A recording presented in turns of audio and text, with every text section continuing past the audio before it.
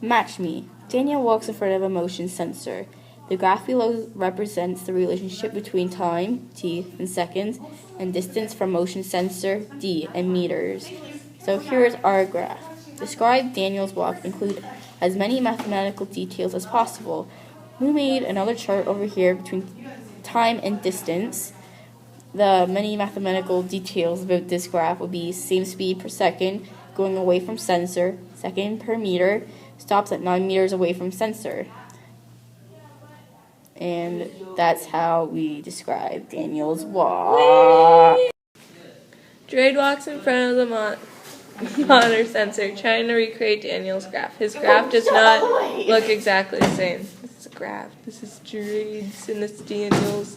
Use the table below to compare Jade's walk and Daniel's walk. Similarities are Daniel and Jade head in the same direction, same speed per second, but the differences are Jade stops at 1 meter away from sensor for 3 seconds, and Jade wastes more time. Michelle tries to recreate Daniel's walk. She starts 1 meter away from the motion sensor, then walks 1 meter away from it every 2 seconds. So in the graph, you can see that she started at 0 for her time, and in that time, she was 1 meter away from the motion detector. At 2 seconds, she was 2 meters away. For 4 seconds, she was at 3 meters away.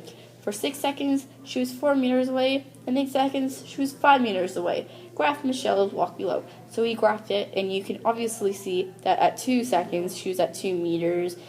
And yeah, everything that we did with the table. So now, explain how Michelle should change her walk to make her graph look exactly like Daniel's graph. She could change her graph if she starts 2 meters away from sensor and 1 meter per second.